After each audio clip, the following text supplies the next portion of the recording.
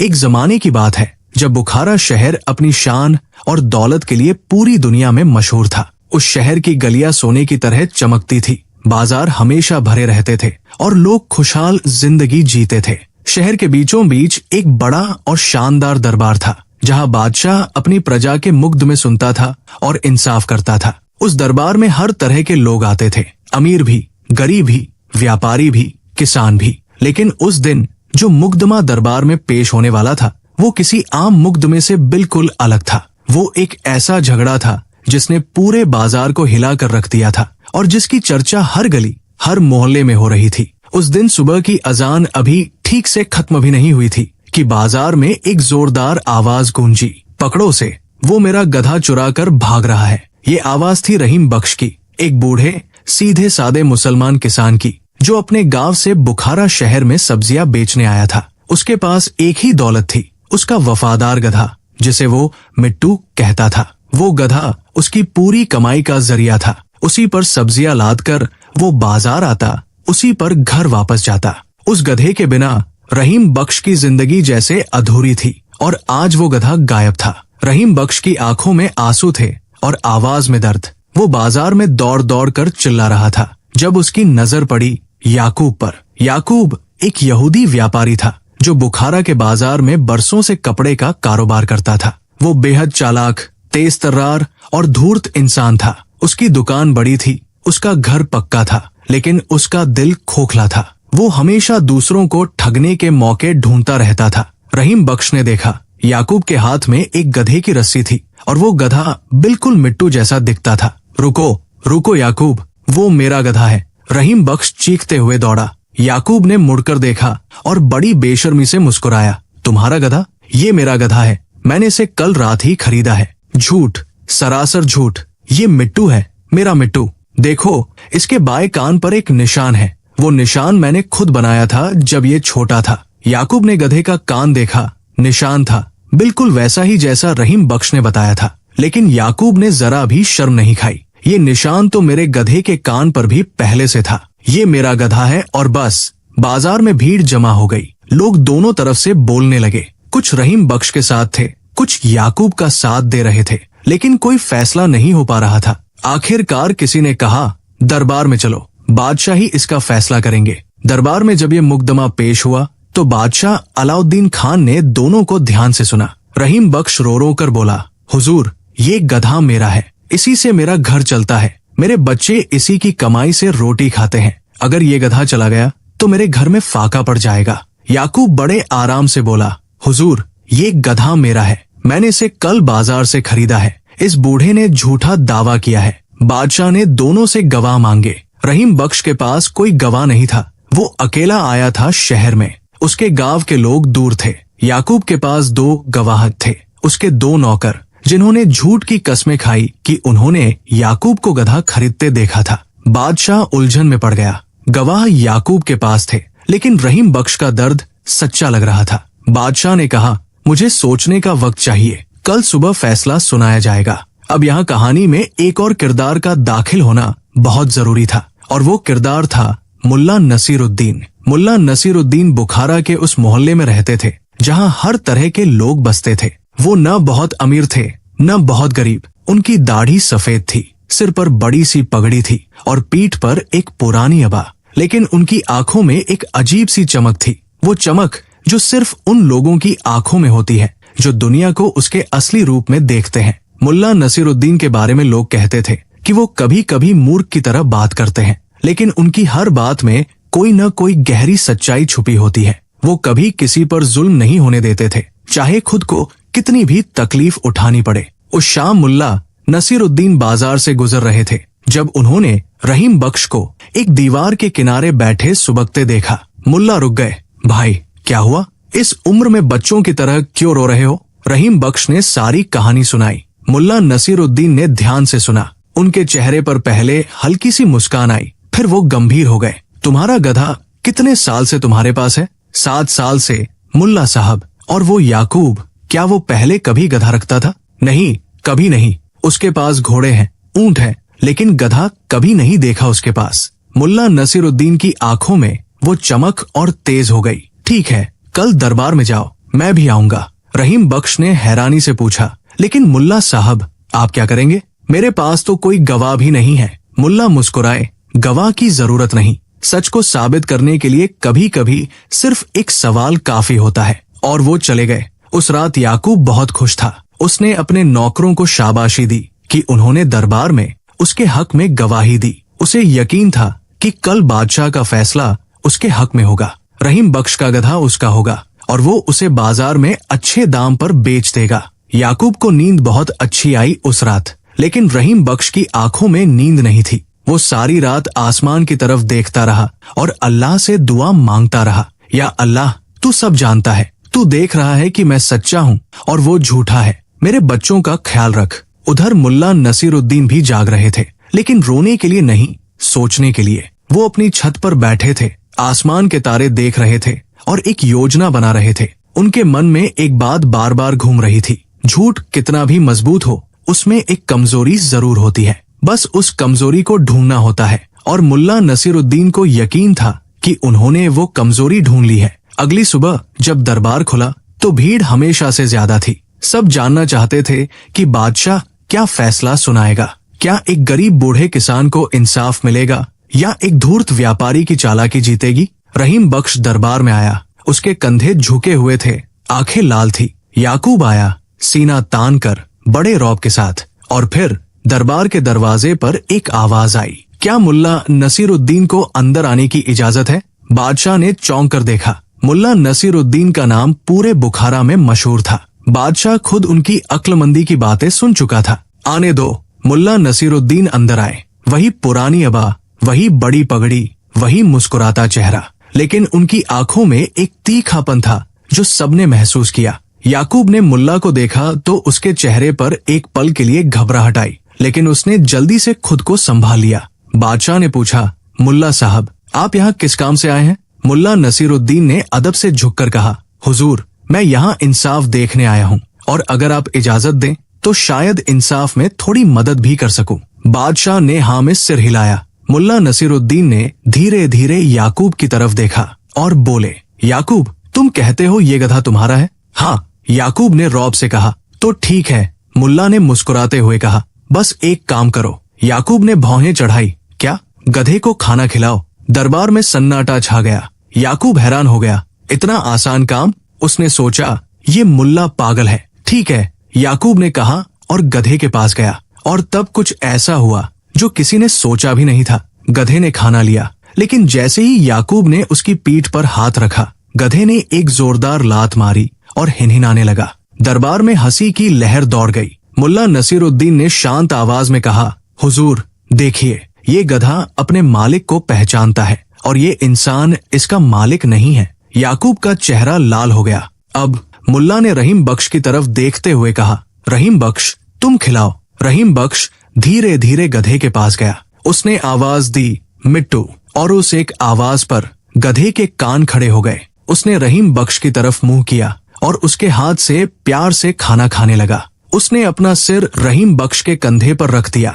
दरबार में आंखें नम हो गई। बादशाह की आंखें भी चमक उठीं और मुल्ला नसीरुद्दीन ने बस इतना कहा, हुजूर इंसाफ का गवाह कभी कभी एक बेज़बान जानवर भी हो सकता है। दरबार में उस वक्त एक अजीब सी खामोशी थी। गधे ने जो किया था वो किसी दलील से बड़ा था, किसी गवाह से ज्यादा सच्चा था। एक बेज़बान जानवर ने बिना एक भी लफ्ज बोले सच और झूठ का फर्क बता दिया था। रहीम बख्श की आंखों में आंसू थे, लेकिन अब वो दर्द के नहीं, राहत के आंसू थे। उसका मिट्टू उसके कंधे से सिर लगाए खड़ा था, जैसे कह रहा हो, मैं यहाँ हूँ मालिक, मैं कहीं नहीं गया। बादशाह अलाउद्दीन खान अपनी मसंद पर बैठा ये सब देख रहा था। उसके चेहरे पर संतोष की एक हल्की रेखा उभर आई थी। वो इंसाफ करना चाहता था और मुल्ला नसीरुद्दीन ने उसे वो रास्ता दिखा दिया था जो वो खुद नहीं ढूंढ पाया था। बादशाह ने अपनी आवाज बुलंद की, याकूब इस दरबार में जो कुछ हुआ वो सबने देखा। इस गधे ने खुद अपना मालिक पहचाना। मेरा फैसला है कि ये गधा रहीम बख्श का है और इसे अभी उसे वापस किया जाए। दरबार में तालियां गूंजी। लोगों ने एक दूसरे को देखा और मुस्कुराए, लेकिन याकूब का चेहरा पत्थर की तरह सख्त था। उसने एक पल के लिए आंखें बंद की, फिर खोली और फिर वो आगे बढ़ा। हुजूर, उसकी आवाज शांत थी, बहुत ज्यादा शांत। उस शांति में एक खतरनाक ठहराव था। हुजूर, मैं आपके फैसले का एहतराम करता हूँ, लेकिन बादशाह ने भौहें चढ़ाई।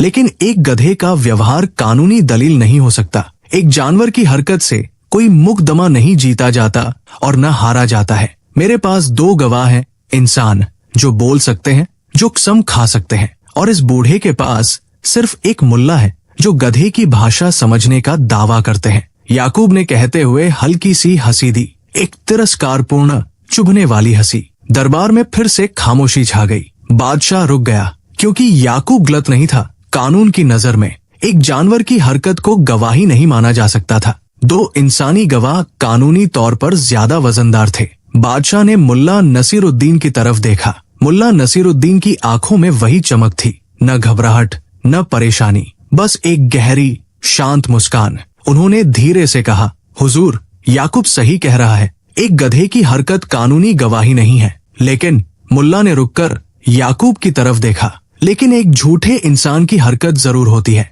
याकूब की आंखें सिकुड़ गई। क्या मतलब? मतलब बहुत साफ है। मुल्ला ने इत्मीनान से कहा, हुजूर, मैं गुजारिश करूंगा कि याकूब के दोनों गवाहों से अलग अलग पूछताछ की जाए। एक को बाहर भेज दिया जाए और दूसरे से सवाल किए जाए। फिर पहले को वापस बुलाया जाए और उससे वही सवाल किए जाए। बादशाह ने सोचा, फिर मंजूरी दी। पहले गवाह को बाहर भेजा गया। दूसरे गवाह, जिसका नाम सलीम था, याकूब का पुराना नौकर, को आगे बुलाया गया। मुल्ला नसीरुद्दीन ने पूछा, सलीम, तुमने याकूब को गधा कहाँ से खरीदते देखा? बाजार के उत्तरी दरवाजे के पास। सलीम ने फौरन जवाब दिया। किस वक्त? शाम की नमाज के बाद। गधे का रंग क्या था? स्लेटी। उसके कान कैसे थे? सीधे। सलीम ने थोड़ी देर रुककर कहा, कीमत क्या थी? 3 दीनार। किसने बेचा? एक अजनबी। उस अजनबी का नाम? याद नहीं। मुल्ला ने सिर हिलाया। ठीक है, बाहर जाओ। अब दूसरे गवाह को बुलाया गया। नाम था करीम। करीम, तुमने याकूब को गधा कहाँ से खरीदते देखा? बाजार के दक्षिणी दरवाजे के पास। करीम ने कहा। मुल्ला की आंखें चमकी, लेकिन उनके चेहरे पर कोई भाव नहीं आया। किस वक्त? दोपहर की नमाज के बाद। गधे के कान कैसे थे? एक कान थोड़ा झुका हुआ था। कीमत? 5 दीनार। किसने बेचा? एक बूढ़ा आदमी। उसका नाम अहमद था। मुल्ला ने रुककर बादशाह की तरफ देखा।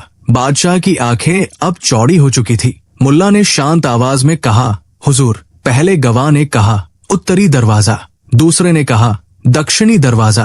पहले ने कहा शाम की नमाज के बाद, दूसरे ने कहा दोपहर की नमाज के बाद। पहले ने कहा 3 दीनार, दूसरे ने कहा 5 दीनार। पहले ने कहा कान सीधे थे, दूसरे ने कहा एक कान झुका था, और बेचने वाले का एक को नाम याद नहीं, दूसरे ने अलग नाम बताया। दरबार में एक भारी सन्नाटा छा गया। याकूब का रंग उड़ गया। उसके दोनों नौकर एक दूसरे को देखने लगे। उनकी आंखों में डर था। मुल्ला नसीरुद्दीन ने याकूब की तरफ देखकर कहा, याकूब, एक सच्चा गवाह जब किसी घटना को अपनी आंखों से देखता है तो उसकी बातों में फर्क नहीं होता, लेकिन जब 2 लोग मिलकर झूठ गढ़ते हैं तो वो हर छोटी बात में अलग अलग हो जाते हैं। क्योंकि सच को याद रखना आसान है, झूठ को याद रखना मुश्किल। दरबार में शोर उठ गया। लोग आपस में बातें करने लगे। याकूब के चेहरे पर पसीना आ गया। उसने एक बार फिर खुद को संभालने की कोशिश की। हुजूर, उसने थोड़ी कांपती आवाज में कहा। चुप। बादशाह की आवाज सख्त थी। याकूब, तुमने इस दरबार में झूठे गवाह पेश किए। ये जुर्म है और इसकी सजा होगी। याकूब का सिर झुक गया, लेकिन अंदर से उसका दिमाग अभी भी चल रहा था। याकूब उस दिन दरबार से बाहर निकला। गधा खो चुका था, झूठ पकड़ा जा चुका था, और बादशाह उससे नाराज था। उसे जुर्माना भरने का हुक्म दिया गया था, लेकिन याकूब का दिल अभी भी नहीं माना था। वो घर पहुंचा और अपने कमरे में बंद हो गया। उसके मन में आग जल रही थी, और वो आग नाम थी मुल्ला नसीरुद्दीन। इस मुल्ला ने मुझे बर्बाद किया। इस मुल्ला ने मेरी बेइज्जती कराई। पूरे बुखारा में मेरा मजाक उड़ेगा। लोग कहेंगे याकूब हार गया, याकूब झूठा निकला, उसने अपनी मेज पर मुक्का मारा। नहीं, ये मुल्ला मुझसे नहीं जीत सकता। मैं इसे ऐसा सबक सिखाऊंगा जो ये जिंदगी भर नहीं भूलेगा। याकूब ने उस रात सोचा, बहुत सोचा। उसका दिमाग एक नई चाल की तलाश में था, और सुबह होते होते उसे वो चाल मिल गई। अगले दिन बाजार में अफवाह फैली। मुल्ला नसीरुद्दीन ने याकूब के घर से पैसे चुराए हैं। पहले एक आदमी ने किसी से कहा, उसने किसी और को बताया। देखते देखते पूरे बाजार में बात फैल गई। सुना, मुल्ला नसीरुद्दीन को रहीम बख्श ने पैसे दिए मुकदमा जिताने के लिए। नहीं नहीं, मुल्ला ने खुद याकूब की दुकान से कुछ चुराया है। अरे भाई, मुल्ला नसीरुद्दीन बड़े धोखेबाज निकले, ऊपर से नेक, अंदर से बेईमान। मुल्ला नसीरुद्दीन को जब ये बातें पहुंची, वो उस वक्त अपने घर के बाहर बैठे चाय पी रहे थे। उनके पड़ोसी ने भागते हुए आकर कहा, मुल्ला साहब, बाजार में आपके बारे में बुरी बातें हो रही है। याकूब ने अफवाह फैलाई है कि आपने उसके पैसे चुराए हैं। मुल्ला ने चाय का एक घूंट लिया। अच्छा, हाँ, पूरे बाजार में आपकी बदनामी हो रही है। आप कुछ करेंगे नहीं? मुल्ला ने मुस्कुराते हुए कहा, भाई, जब एक कुत्ता भौंकता है तो इसका मतलब ये नहीं कि चांद नीचे आ जाए। चांद अपनी जगह रहता है, मैं अपनी जगह रहूंगा। पड़ोसी चला गया, लेकिन परेशान। मुल्ला ने चाय की आखिरी चुस्की ली और आंखें बंद कर ली। लेकिन याकूब की चाल सिर्फ अफवाह तक नहीं थी। अगले दिन याकूब ने एक और कदम उठाया। उसने बादशाह के एक करीबी दरबारी वजीर मुबारक से मुलाकात की। वजीर मुबारक एक महत्वाकांक्षी इंसान था। वो बादशाह की नजरों में ऊंचा उठना चाहता था और याकूब उसे अच्छी तरह जानता था। याकूब ने वजीर के सामने एक थैली रखी, सोने के सिक्कों से भरी। वजीर साहब, मैं बस इतना चाहता हूँ कि बादशाह तक ये बात पहुँचे कि मुल्ला नसीरुद्दीन ने दरबार में जो किया वो इंसाफ नहीं था। उन्होंने एक गरीब बूढ़े के नाम पर खुद अपनी चालाकी से मुकदमा पलटा। इसमें उनका अपना फायदा था। वजीर ने थैली देखी, उसकी आंखों में लालच चमका।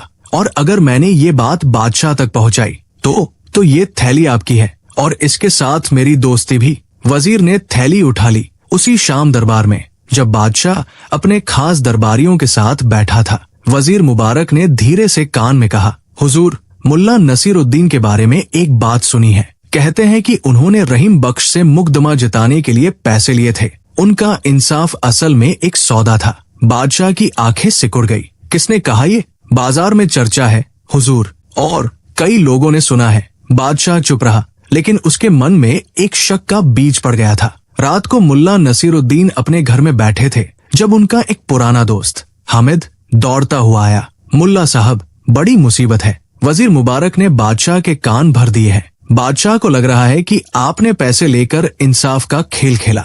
मुल्ला की चाय की प्याली हाथ में थी। उन्होंने एक लंबी सांस ली। हामिद भाई, याकूब एक अजीब इंसान है। अजीब? वो खतरनाक है। मुल्ला साहब, वो आपको बर्बाद कर देगा। नहीं, मुल्ला ने शांति से कहा, वो मुझे बर्बाद नहीं कर सकता, क्योंकि बर्बाद वही होता है जिसके पास खोने के लिए कुछ हो। मेरे पास सिर्फ सच है और सच को कोई चुरा नहीं सकता। हामिद ने परेशानी से कहा, लेकिन बादशाह अगर नाराज हो गए तो मैं उनके सामने जाऊंगा। मुल्ला ने प्याली रखते हुए कहा, लेकिन पहले हामिद भाई, मुझे एक काम करना है। क्या?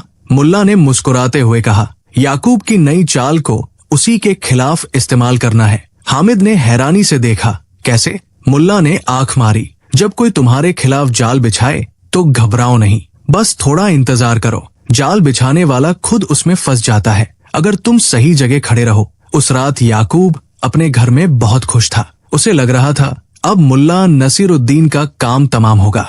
बादशाह नाराज होगा, मुल्ला को दरबार से निकाला जाएगा और फिर शायद दोबारा मुकदमा होगा और इस बार याकूब जीतेगा। उसने अपने आप को बहुत चालाक समझा, लेकिन उसे नहीं पता था मुल्ला नसीरुद्दीन उस रात सो नहीं रहे थे। वो एक योजना बना रहे थे, ऐसी योजना जो याकूब की हर चाल को एक ही बार में उलट देगी। और उस योजना का पहला कदम था सुबह होते ही बादशाह के दरबार में जाना और वो सवाल पूछना जो किसी ने अब तक नहीं पूछा था। वो सवाल जो याकूब की नींद उड़ा देगा। वो सवाल जो इस पूरी कहानी का असली मोड़ था। सुबह की नमाज अभी खत्म हुई ही थी कि बुखारा की गलियों में एक अजीब सा सन्नाटा था। वो सन्नाटा जो किसी बड़े तूफान से पहले आता है, जब हवा रुक जाती है, पत्ते नहीं हिलते और दुनिया जैसे सांस रोक लेती है। मुल्ला नसीरुद्दीन उस सुबह बहुत जल्दी उठे थे। उन्होंने वुजू किया, नमाज पढ़ी और फिर अपनी पुरानी अबा पहनी। उनकी पत्नी ने देखा कि उनके चेहरे पर न थकान थी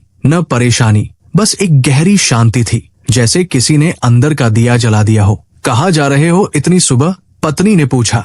दरबार, मुल्ला ने सादगी से जवाब दिया, लेकिन दरबार तो दोपहर को खुलता है। मुझे पहले बादशाह से अकेले मिलना है। पत्नी जानती थी जब मुल्ला इस तरह बोलते हैं तो उनसे सवाल नहीं किए जाते। मुल्ला नसीरुद्दीन सीधे बादशाह के महल के दरवाजे पर पहुंचे। पहरेदार ने रोका, इस वक्त बादशाह से कोई नहीं मिल सकता। मुल्ला ने मुस्कुराते हुए कहा, जाओ बादशाह को बताओ कि मुल्ला नसीरुद्दीन आए हैं, और ये भी बताओ कि अगर उन्होंने अभी नहीं मिले तो शायद बाद में बहुत पछताना पड़े। पहरेदार गया। 5 मिनट बाद वापस आया। बादशाह सलामत आपको अंदर बुला रहे हैं। बादशाह अपने निजी कमरे में बैठा था, सुबह की चाय के साथ। उसके चेहरे पर हल्की हैरानी थी। मुल्ला साहब, इतनी सुबह, सब ठीक तो है? मुल्ला ने अदब से बैठते हुए कहा। हुजूर, सब ठीक नहीं है, इसीलिए आया हूँ। बादशाह ने चाय की प्याली रखी। बोलो।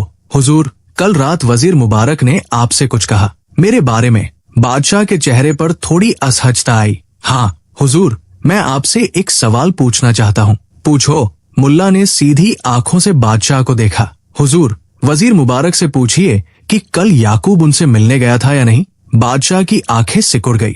ये तुम्हें कैसे पता? हुजूर, जब एक चालाक इंसान हारता है तो वो अगला कदम हमेशा पैसे से उठाता है। याकूब के पास दिमाग है, पैसा है और बेशर्मी है। इन तीनों को मिलाइए तो जो नतीजा निकलता है वो वजीर मुबारक के कान में फुसफुसाहट है। दरबार में एक भारी खामोशी थी। बादशाह ने लंबी सांस ली। और अगर मैंने वजीर से पूछा और उसने सच बता दिया तो हुजूर को पता चल जाएगा कि आपके दरबार में इंसाफ के खिलाफ साजिश हो रही है, और अगर उसने झूठ बोला तो उसका झूठ भी सामने आ जाएगा, क्योंकि मेरे पास एक गवाह है जिसने याकूब को वजीर के घर में जाते देखा। बादशाह की मेज पर उंगलियां रुक गई। कौन है वो गवाह? हुजूर का अपना दरबानी, जो वजीर के घर के सामने पहरा देता है। उसने खुद मुझे बताया, क्योंकि उसका जमीर अभी जिंदा है। उस दिन दोपहर को जब दरबार खुला, माहौल पहले से बहुत अलग था। बादशाह का चेहरा गंभीर था। वजीर मुबारक अपनी जगह बैठा था, लेकिन उसके माथे पर हल्के पसीने की बूंदें थी। याकूब दरबार में आया, वही रौब, वही तना हुआ सीना। उसे अभी तक नहीं पता था कि सुबह क्या हुआ था। बादशाह ने पहला काम किया, वजीर मुबारक को बुलाया। मुबारक, कल याकूब तुमसे मिलने आया था। वजीर कांपा। हुजूर, मैं? सच बोलो। वजीर की आंखें इधर उधर घूमी। उसे कहीं से बचाव का रास्ता नहीं मिला। हुजूर, हाँ, वो आया था। उसने तुम्हें पैसे दिए? वजीर का सिर झुक गया। हाँ। दरबार में जैसे बिजली गिरी। लोग एक दूसरे का मुंह देखने लगे। याकूब का चेहरा पहली बार सफेद पड़ा। उसे समझ नहीं आया कि ये हुआ कैसे। उसने इतनी सावधानी से सब किया था और फिर भी पकड़ा गया। उसने मुल्ला नसीरुद्दीन की तरफ देखा। मुल्ला दरबार के एक कोने में चुपचाप खड़े थे। उनके होठों पर वही शांत गहरी मुस्कान थी। याकूब की आंखों में आग थी, लेकिन अब वो बेबस था। बादशाह ने याकूब की तरफ देखा। याकूब, तुमने पहले झूठे गवाह पेश किए, फिर तुमने मेरे वजीर को रिश्वत दी। ये दोनों जुर्म बहुत बड़े हैं। याकूब घुटनों पर आ गया। हुजूर, मैंने गलती की, मुझे माफ कर दीजिए। माफी से पहले जवाब दो, वो गधा कहाँ से लाए थे? सच बताओ। याकूब की जुबान लड़खड़ाई, लेकिन उसने सच नहीं बताया। उसने एक और झूठ बोला। हुजूर, वो गधा मैंने सच में खरीदा था। बस गवाहों को मैंने थोड़ा समझाया था। मुल्ला नसीरुद्दीन ने पहली बार आगे कदम रखा। हुजूर, याकूब अभी भी झूठ बोल रहा है और मैं साबित कर सकता हूँ। बादशाह ने कहा। कैसे? हुजूर, रहीम बख्श के गांव में जाइए। वहाँ हर इंसान जानता है कि मिट्टू कितने साल से रहीम बख्श के साथ है। उस गांव के बुजुर्गों से पूछिए, वो बताएंगे कि उस गधे का जन्म उसी गांव में हुआ था और याकूब के यहाँ कभी कोई गधा नहीं था। उसके पड़ोसी गवाह हैं। बादशाह ने तुरंत हुक्म दिया, 2 आदमी अभी रहीम बख्श के गांव जाएं। 3 दिन में रिपोर्ट आए। 3 दिन बाद रिपोर्ट आई। गांव के 5 बुजुर्गों ने कसम खाई, मिट्टू 7 साल से रहीम बख्श का है। उस गधे की माँ भी रहीम बख्श के पास थी। वो गधा उसी के घर में पैदा हुआ था। और याकूब के पड़ोसियों ने बताया, याकूब के यहाँ जीवन में कभी कोई गधा नहीं रहा। दरबार में अब कोई शक नहीं था। बादशाह का फैसला आने वाला था, लेकिन उससे पहले याकूब ने एक आखिरी चाल चली। वो रात को रहीम बख्श के घर गया, अकेला, बिना किसी नौकर के। रहीम बख्श के घर का दरवाजा खटखटाया। रहीम बख्श ने दरवाजा खोला। याकूब को देखकर चौंक गया। तुम यहाँ?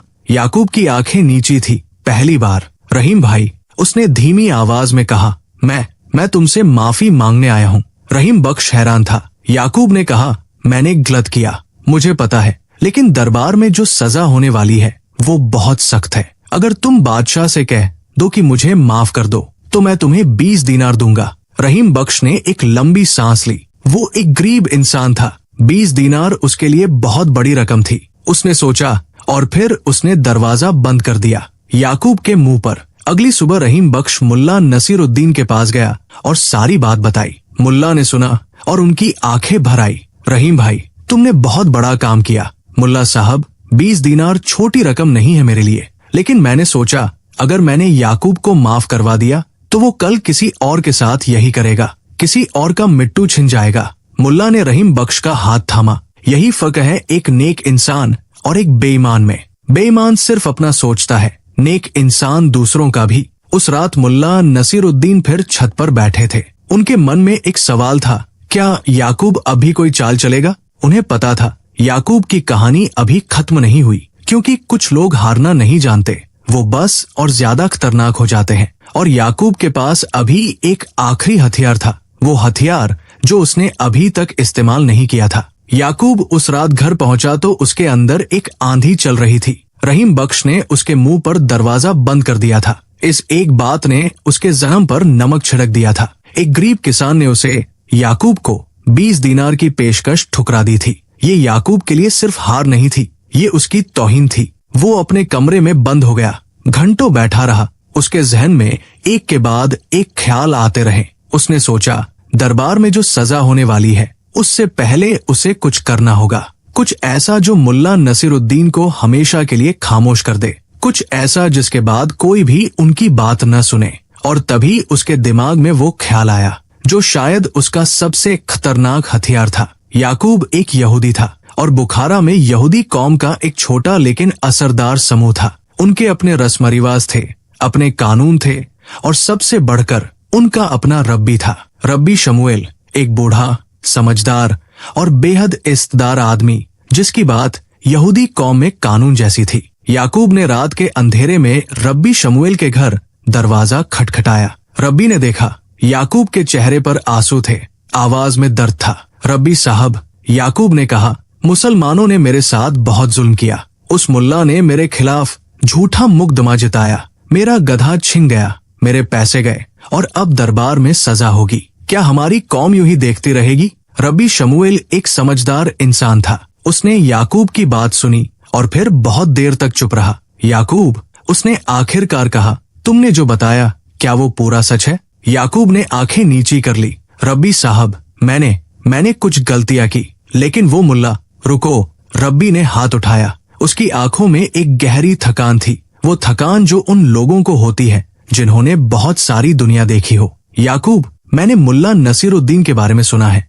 वो एक नेक इंसान है और मैंने तुम्हारे बारे में भी सुना है। याकूब चुप हो गया। जाओ घर, मैं कल सोचूंगा। लेकिन याकूब वहां से निकला तो उसने एक और काम किया। उसने बाजार के उन यहूदी व्यापारियों से मिलना शुरू किया जो उसे जानते थे। उनमें से कुछ उसके पुराने साझीदार थे। उन्हें उसने एक तरफा कहानी सुनाई। मुसलमान मुल्ला ने यहूदी को बर्बाद किया। कुछ लोगों ने यकीन किया, कुछ ने नहीं किया। लेकिन अगले दिन बाजार में एक नई बात फैली। यहूदी और मुसलमान व्यापारियों के बीच तनाव बढ़ रहा है। कुछ दुकानों पर झगड़े होने लगे। कुछ लोगों ने एक दूसरे से बात करनी बंद कर दी और देखते ही देखते एक गधे का झगड़ा एक बड़ी आग बनने लगा।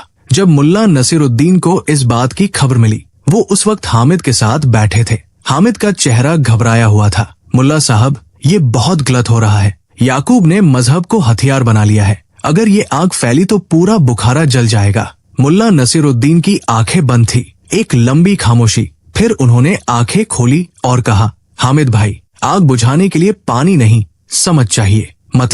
मतलब ये कि याकूब ने मजहब का नाम लिया है, लेकिन ये मुकदमा कभी मजहब का था ही नहीं। ये एक बेईमान आदमी और एक गरीब किसान का झगड़ा था। बेईमानी का कोई मजहब नहीं होता। मुल्ला उठे, मुझे रब्बी शमूएल से मिलना है। रब्बी शमूएल के घर के दरवाजे पर जब मुल्ला नसीरुद्दीन पहुंचे, रब्बी ने दरवाजा खोला और एक पल के लिए ठिठक गया। दोनों ने एक दूसरे को देखा। रब्बी ने पहले मुस्कुराते हुए कहा, मुल्ला नसीरुद्दीन, मैं जानता था तुम आओगे और मैं जानता था आप इंतजार कर रहे होंगे। मुल्ला ने जवाब दिया। दोनों बैठ गए, एक यहूदी रब्बी और एक मुसलमान मुल्ला, एक कमरे में आमने सामने। रब्बी ने पहले पूछा, याकूब ने जो किया, क्या तुम उसे सजा दिलवाना चाहते हो? मुल्ला ने कहा, मैं सिर्फ यही चाहता हूँ कि इंसाफ हो, लेकिन उससे पहले मैं ये चाहता हूँ कि बाजार में जो आग लग रही है वो बुझे। रब्बी ने सिर हिलाया, मैं भी यही चाहता हूँ। तो कल दरबार में चलिए मेरे साथ। रब्बी ने हैरानी से देखा, दरबार में? मैं? हाँ, आप वहां जाए और सबके सामने कहें, ये मामला मजहब का नहीं, एक आदमी की बेईमानी का है। आपकी एक बात पूरी आग बुझा देगी। रब्बी बहुत देर तक चुप रहा, फिर बोला, मुल्ला नसीरुद्दीन, तुम एक अजीब इंसान हो। तुम अपने दुश्मन के लिए नहीं, अपने शहर के लिए लड़ रहे हो। मुल्ला ने सादगी से कहा, शहर हमारा है, दोनों का। अगर ये जल गया तो हम दोनों बेघर हो जाएंगे। रब्बी शमूएल की आंखें नम हो गई। ठीक है, मैं कल दरबार में आऊंगा। कल का दरबार। बादशाह के सामने एक अजीब मंजर था। एक तरफ याकूब, जो अपनी आखिरी उम्मीद लगाए बैठा था, दूसरी तरफ मुल्ला नसीरुद्दीन, रहीम बख्श और उनके साथ रब्बी शमूएल। दरबार में लोगों की सांसें थमी हुई थी। रब्बी शमूएल आगे बढ़े, एक बूढ़ा, सफेद दाढ़ी वाला, गरिमापूर्ण इंसान। उन्होंने बादशाह को झुककर सलाम किया। फिर उन्होंने कहा, हुजूर, मैं याकूब की कौम का रब्बी हूँ। याकूब ने कल रात मुझसे मिलकर ये साबित करने की कोशिश की कि उसके साथ मजहब के नाम पर जुल्म हुआ है, लेकिन मैं आज यहाँ आया हूँ इसलिए नहीं कि उसका साथ दूं, बल्कि इसलिए कि सच बोलूं। दरबार में सुई पड़ती तो आवाज आती। याकूब ने जो किया, झूठे गवाह, रिश्वत, अफवाहें, ये किसी मजहब की तालीम नहीं है। हमारा मजहब ही कहता है, झूठी गवाही देना सबसे बड़ा गुनाह है। याकूब ने अपनी बेईमानी को मजहब की चादर ओढ़ाने की कोशिश की और इससे सिर्फ उसकी कौम की बदनामी हुई। रब्बी ने याकूब की तरफ देखा। याकूब, मुझे तुमसे शर्म आती है। याकूब का सिर झुक गया और दरबार में पहली बार याकूब के पास कोई जवाब नहीं था।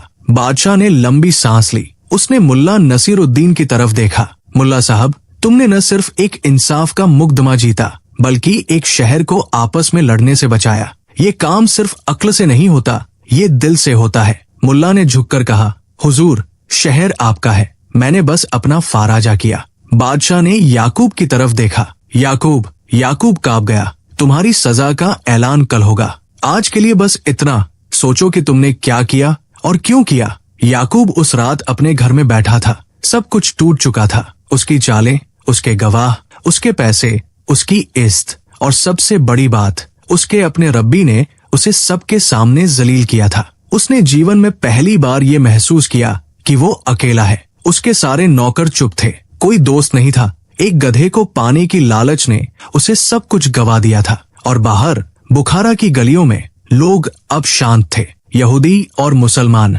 दोनों अपनी अपनी दुकानों पर बैठे थे। किसी ने आग नहीं लगाई, किसी ने झगड़ा नहीं किया, क्योंकि मुल्ला नसीरुद्दीन ने एक बात साबित कर दी थी, बेईमानी का कोई मजहब नहीं होता और इंसाफ का भी। वो सुबह बुखारा की तारीख में हमेशा के लिए दर्ज होने वाली थी। आसमान पर सूरज की पहली किरणें पड़ी थी, नर्म, सुनहरी, जैसे खुद अल्लाह उस दिन की गवाही देने आया हो। बाजार की गलियां सुबह की नमी से भरी थी। दुकानें अभी खुली नहीं थी, लेकिन लोग घरों से निकल रहे थे। बच्चे, बूढ़े, औरतें, मर्द, सब दरबार की तरफ जा रहे थे। सबको पता था आज का दिन खास है, आज बादशाह का फैसला आएगा। दरबार में जब बादशाह अलाउद्दीन खान अपनी मसंद पर बैठा तो उसके चेहरे पर एक अजीब सी गंभीरता थी। वो गंभीरता जो किसी बड़े इंसाफ से पहले आती है, जब इंसान जानता हो कि उसका एक फैसला कई जिंदगियां बदल देगा। दरबार में सब थे। रहीम बख्श अपनी पुरानी पोशाक में कांपते हाथों से अपनी पगड़ी थामे। याकूब पहली बार बिना रौब के, पहली बार छोटा दिखता हुआ। वजीर मुबारक, जिसकी पेशानी पर शर्म का पसीना था। रब्बी शमूएल, जो एक कोने में खामोश खड़े थे, उनकी आंखों में एक गहरी उदासी थी। और मुल्ला नसीरुद्दीन, जो दरबार के पिछले हिस्से में खड़े थे, दीवार से पीठ लगाए, वही पुरानी अबा, वही सफेद पगड़ी। बादशाह ने गला साफ किया। पूरा दरबार सन्नाटे में डूब गया। इस दरबार में पिछले कई दिनों से जो मुकदमा चला है, वो सिर्फ एक गधे का मुकदमा नहीं था। बादशाह की आवाज धीरे धीरे बुलंद होती गई। ये मुकदमा था सच और झूठ का, ईमान और बेईमानी का, एक गरीब इंसान के हक और एक चालाक इंसान की लालच का। दरबार में सांसें रुकी हुई थी। याकूब ने जो किया उसे मैं एक एक करके गिनाता हूँ। पहला जुर्म, किसी दूसरे का गधा चुराना और उस पर झूठा दावा करना। दूसरा जुर्म, इस दरबार में 2 झूठे गवाह पेश करना। तीसरा जुर्म, मेरे वजीर को रिश्वत देकर इंसाफ को खरीदने की कोशिश करना। चौथा जुर्म, मजहब का नाम लेकर शहर में नफरत फैलाने की कोशिश करना। बादशाह ने एक एक पल रुककर बोला, जैसे हर लफ्ज एक पत्थर हो जो याकूब के सीने पर गिर रहा हो। ये 4 जुर्म इनमें से हर एक अकेला भी बड़ी सजा का हकदार है। चारों मिलकर बादशाह ने याकूब की तरफ देखा। याकूब घुटनों पर था, उसकी आंखें जमीन पर थी, उसके हाथ कांप रहे थे। वो आदमी जो कुछ दिन पहले सीना तान कर दरबार में आया था, आज वो टूटा हुआ था। याकूब, बादशाह ने कहा, मैं तुम्हें सजा दे सकता हूँ और दूंगा, लेकिन पहले मैं तुमसे एक सवाल पूछना चाहता हूँ। याकूब ने कांपते हुए ऊपर देखा। क्यों किया तुमने ये सब? एक गधे के लिए, इतने छोटे से फायदे के लिए? याकूब की आंखों में आंसू आ गए, शायद पहली बार सच्चे आंसू। हुजूर, मुझे नहीं पता। मैंने सोचा था कि मैं जीत जाऊंगा। मैंने सोचा था कि पैसे और चालाकी से सब हो जाता है। उसकी आवाज टूट गई। मैंने गलत सोचा। पूरे दरबार में एक अजीब सी खामोशी छा गई। उस खामोशी में एक दर्द था, उस आदमी का दर्द जिसने खुद अपनी तबाही बुलाई थी। बादशाह ने एक लंबी सांस ली। याकूब, मेरा फैसला सुनो। तुम्हारी तमाम जमा पूंजी का एक चौथाई हिस्सा रहीम बख्श को दिया जाएगा, उस तकलीफ के बदले जो तुमने उसे दी। रहीम बख्श ने हैरानी से ऊपर देखा। तुम्हारे दोनों झूठे गवाहों को, सलीम और करीम को 1 महीने की कैद होगी। दरबार में हलचल। 3 वजीर मुबारक को उनके ओहदे से हटाया जाता है। रिश्वत लेने वाला इंसाफ का रखवाला नहीं हो सकता।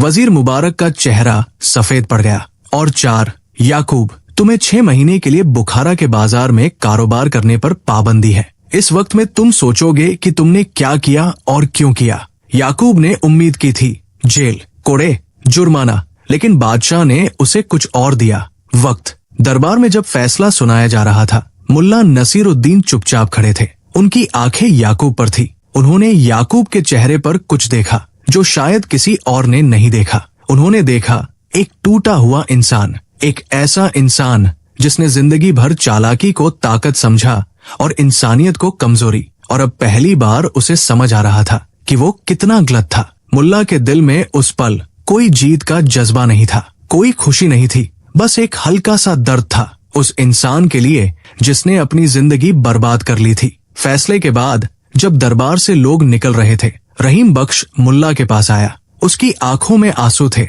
लेकिन इस बार वो आभार के आंसू थे। मुल्ला साहब, वो बोल नहीं पाया। मुल्ला ने उसके कंधे पर हाथ रखा। कुछ मत कहो रहीम भाई। मुल्ला साहब, आपने मेरे लिए इतना किया, मैं तो आपका कुछ कर नहीं सकता। मुल्ला ने मुस्कुराते हुए कहा, तुमने पहले ही वो कर दिया जो सबसे बड़ी बात है। मैंने क्या किया? रात को जब याकूब तुम्हारे दरवाजे पर आया और तुमने 20 दीनार ठुकरा दिए, उस पल तुमने वो किया जो एक नेक इंसान करता है। उस पल तुमने अपने नफ्स पर जीत हासिल की, और वो जीत किसी भी दरबार के फैसले से बड़ी थी। रहीम बख्श की आंखों से आंसू बह निकले। उसने मिट्टू की रस्सी थामी जो उसके साथ खड़ा था और घर की तरफ चल दिया। उसी शाम याकूब अपने घर के दरवाजे पर बैठा था। बाजार में उसकी दुकान बंद थी 6 महीने के लिए। उसके नौकर जा चुके थे।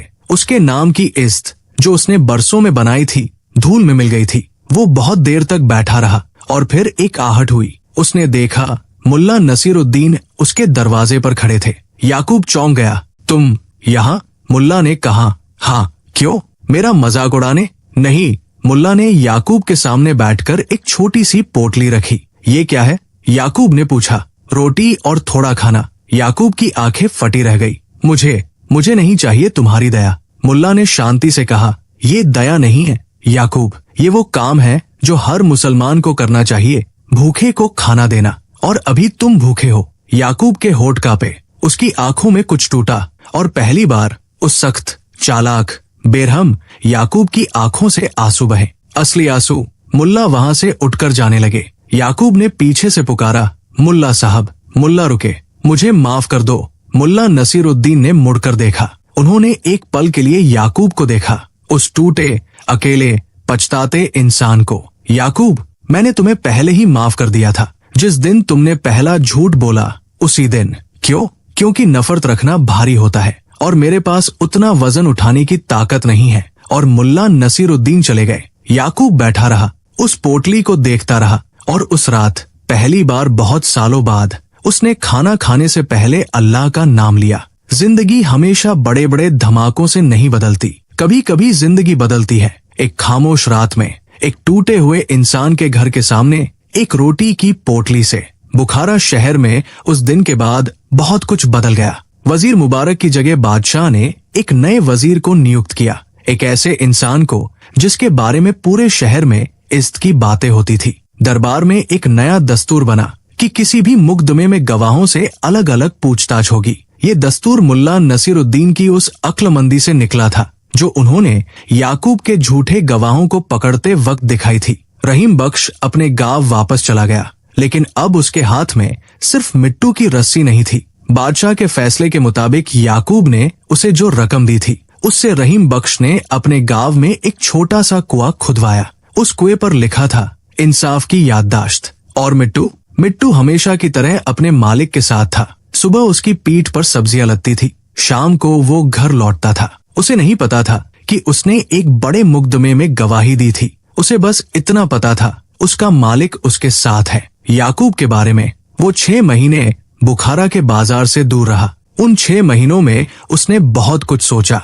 उसने अपनी जिंदगी के हर उस पल के बारे में सोचा जहां उसने चालाकी को ईमानदारी पर तरजीह दी थी। उसने सोचा कितने लोगों को उसने ठगा होगा, कितनों को तकलीफ दी होगी। रब्बी शमूएल उससे मिलने आते रहे हर हफ्ते। एक दिन रब्बी ने कहा, याकूब, जानते हो दुनिया में सबसे भारी बोझ क्या है? याकूब ने कहा, पाप नहीं, गलती का एहसास, जब उसे सुधारने का वक्त निकल जाए। याकूब ने सोचा, तो रब्बी साहब, क्या वक्त अभी भी है? रब्बी ने मुस्कुराते हुए कहा, जब तक सांस है वक्त है। 6 महीने बाद जब याकूब बाजार में वापस आया, वो अकेला था। उसके पास न वो पुराना रौब था, न वो तना हुआ सीना। वो चुपचाप अपनी दुकान खोलने गया। दुकान के बाहर एक बूढ़ा आदमी बैठा था, कोई मजदूर जो काम की तलाश में था। याकूब ने पहले उसे अनदेखा किया, पुरानी आदत के मुताबिक। फिर रुका, मुड़ा। सुनो, क्या तुम्हें काम चाहिए? बूढ़े ने हैरानी से देखा। हाँ जी, ठीक है, आओ। ये एक छोटी सी बात थी, लेकिन याकूब के लिए ये पहला कदम था। मुल्ला नसीरुद्दीन को जब ये पता चला, वो उस वक्त हामिद के साथ बैठे थे। हामिद ने हंसते हुए कहा, मुल्ला साहब, याकूब बदल गया है। मुल्ला ने चाय का घूंट लिया। बदला नहीं है, अभी बदल रहा है। बदलना एक पल में नहीं होता हामिद भाई, बदलना एक लंबा सफर है। लेकिन आपने उसके साथ जो किया, खाना दिया, माफ किया, क्या ये सही था? उसने आपके साथ कितना बुरा किया था? मुल्ला ने प्याली रखी और हामिद की तरफ देखा। हामिद भाई, एक सवाल, अगर कोई पेड़ गिरने वाला हो तो तुम क्या करते हो? उसे सहारा देते हैं। तो जब कोई इंसान गिरने वाला हो? हामिद चुप हो गया। मुल्ला ने कहा, इंसान पेड़ से भी ज्यादा कीमती है, और जो गिर रहा हो उसे सहारा देना वो कमजोरी नहीं, वो सबसे बड़ी ताकत है। कुछ महीने बाद बुखारा के बाजार में एक अजीब नजारा देखने को मिला। याकूब की दुकान पर एक दिन रहीम बख्श आया सब्जियां बेचने। याकूब ने उसे देखा, रहीम बख्श ने याकूब को देखा। दोनों के बीच एक पल का ठहराव था, वो ठहराव जिसमें पुरानी तमाम बातें एक लम्हे में गुजर जाती है। फिर याकूब ने कहा, रहीम भाई, अंदर आओ, चाय पियो। रहीम बख्श एक पल हिचकिचाया, फिर वो अंदर चला गया। दोनों ने साथ बैठकर चाय पी। कोई पुरानी बात नहीं हुई, कोई माफी, कोई शिकायत नहीं, बस 2 इंसान एक ही शहर में, एक ही जमीन पर साथ बैठे। मुल्ला नसीरुद्दीन जब इस बात को सुना, वो बहुत देर तक चुप रहे। फिर उन्होंने आसमान की तरफ देखा। या अल्लाह, शुक्र है। उनके पड़ोसी ने पूछा, मुल्ला साहब, किस बात का शुक्र? इस बात का कि इंसान बदल सकता है, लेकिन क्या हर इंसान बदलता है? मुल्ला ने एक लंबी सांस ली। नहीं, हर इंसान नहीं बदलता, लेकिन जो बदलना चाहे उसके लिए दरवाजा हमेशा खुला है, बस उसे खुद दस्तक देनी होती है। उस शाम जब बाजार बंद हो रहा था, मुल्ला नसीरुद्दीन बाजार से गुजरे। उन्होंने देखा रहीम बख्श मिट्टू पर सब्जियां लादकर घर जा रहा था। उसकी पीठ झुकी थी, लेकिन कदमों में एक इत्मीनान था। उन्होंने देखा याकूब की दुकान में रोशनी थी। वो बूढ़ा मजदूर जिसे उसने काम दिया था, वो अंदर झाड़ू लगा रहा था। उन्होंने देखा बुखारा की गलियां, उसके मीनारे, उसके लोग, और उन्हें महसूस हुआ एक गहरी शांत खुशी। वो खुशी जो तब आती है जब इंसान जानता हो कि उसने अपना फाराजा अदा कर दिया। उस रात मुल्ला नसीरुद्दीन अपनी छत पर बैठे थे। तारे निकले हुए थे, हवा में ठंडक थी। उनके जहन में इस पूरे वाकये की यादें थी। रहीम बख्श का दर्द, मिट्टू की वफादारी, याकूब की चालाकी, रब्बी शमूएल की हिम्मत, बादशाह का इंसाफ। उन्होंने सोचा, जिंदगी में हर इंसान को एक इम्तिहान देना होता है। वो इम्तिहान पैसे का नहीं होता, ताकत का नहीं होता। वो इम्तिहान होता है उस एक पल का जब सामने 2 रास्ते हों। एक रास्ता आसान, झूठ, चालाकी, धोखा, दूसरा रास्ता मुश्किल, सच, ईमान, सब्र। रहीम बख्श ने मुश्किल रास्ता चुना और जीता। याकूब ने आसान रास्ता चुना और हारा। फिर उसे समझ आया और उसने वापसी की। मुल्ला नसीरुद्दीन ने आसमान को देखते हुए बहुत धीरे से कहा, अल्लाह ने इंसान को अक्ल दी है ताकि वो सच और झूठ में फर्क कर सके, दिल दिया है ताकि वो दर्द और खुशी महसूस कर सके, और ज़बान दी है ताकि वो बोल सके। लेकिन इन सबसे बड़ा तोहफा वो है जो सिर्फ इंसान के पास है, तौबा का दरवाजा जो हमेशा खुला है, बस दस्तक देने की हिम्मत चाहिए। और इस तरह बुखारा के उस मशहूर किस्से का अंत हुआ, जो शुरू हुआ था एक गधे से और खत्म हुआ एक बड़े सबक पर, कि दुनिया में सबसे बड़ी ताकत न पैसा है, न चालाकी है, न धोखा है। दुनिया की सबसे बड़ी ताकत है सच, जो हमेशा जीतता है, देर से सही लेकिन जीतता जरूर है। और दुनिया की सबसे बड़ी कमजोरी है झूठ, जो चाहे कितनी भी चालाकी से बुना जाए, एक ना एक दिन उधड़ जाता है। रहीम बख्श अपने मिट्टू के साथ खुश था, याकूब अपनी नई जिंदगी बना रहा था, मुल्ला नसीरुद्दीन अगले किसी मजलूम का इंतजार कर रहे थे जिसे उनकी जरूरत हो, और बुखारा अपनी शान से आबाद था, जैसे हमेशा रहा था, जैसे हमेशा रहेगा।